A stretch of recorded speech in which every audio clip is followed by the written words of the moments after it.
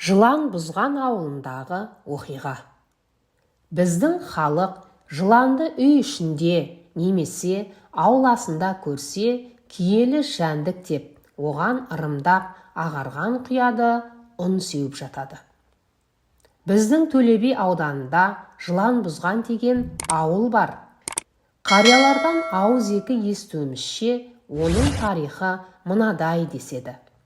Баяғыда осында жесір кейуана өмір сүріпті. Оның жалғыз тоқал ешкісі бар екен. Сүтін сауып ішіп, лақтарын шетінен сатып күн көреді. Кешке сауған сүтін құмыраға құйып қойып, таңертең пісіріп ішеді. Бірде сүтін пісірейін десе, құмырада сүт жоқ болып шығады. Аң-таң болып, құмыраны төңкеріп көрсе, оның түбінен бір кесек саф алтын түседі. Кейуана келесі күні де осындай жайға куә болады. Күніге солай қайталана береді. Содан кейуана бір кесек алтынын Сайрам шаһарындағы бір зергерге апарып өткізіп, бір талай ақша алады. Ол ақшаға азық-түлік, киім-кешек сатып алады. Қысқасы, осы алтынның арқасында демде байып, қарт болып шыға келеді. Кейуананың тез байып кеткенін аңғарған бір сұғанақ көршісі оны аңди бастайды. Бәрін біліп алады да, арам ойын іске асырады.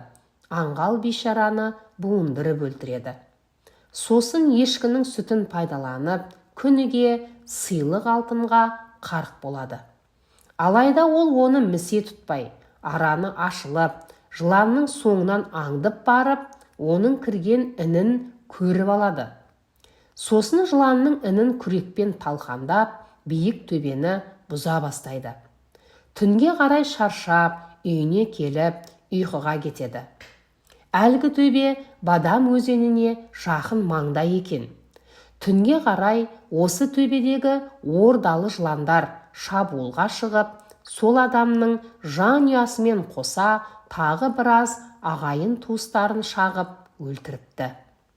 Тек бір диқан туысқаны жылан қырғынынан қашып, Қазығұрт тауынан асып, Ташкентке қарай жан сауғалап кетіпті.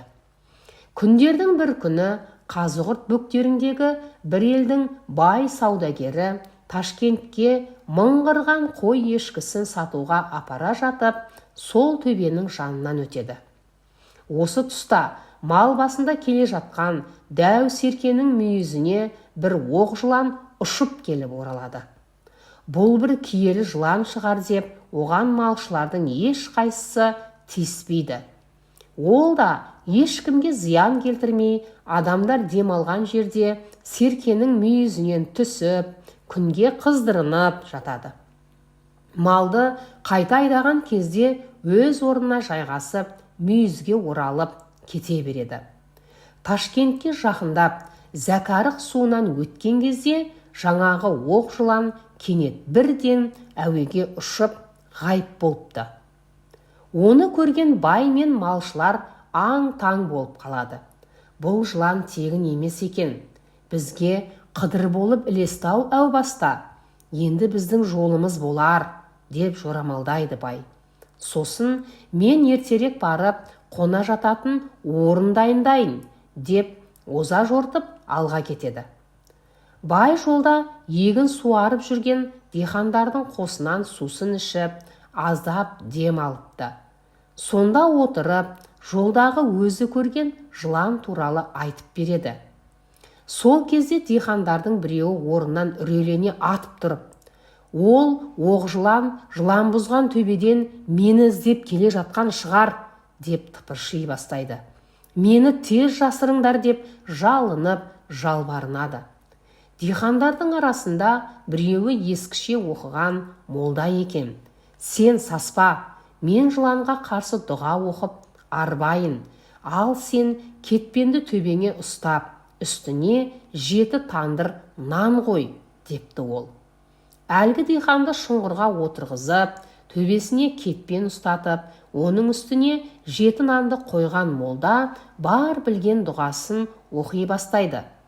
Осы мезетте аспаннан жаңағы оқ жылан құйыла ысқырып келіп, дәл жаңағы адамның төбесіне шаншыла суылдап түсіпті.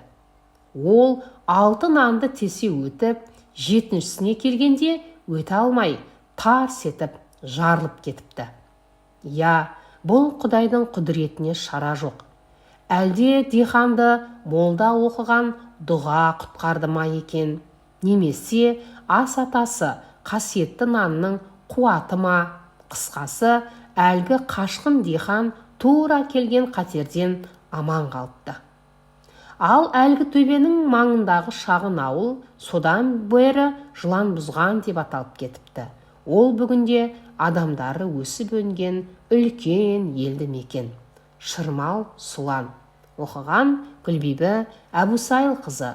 Ұнаса лайк басып, арнама тіркеліп кетуді ұмытпаңыз.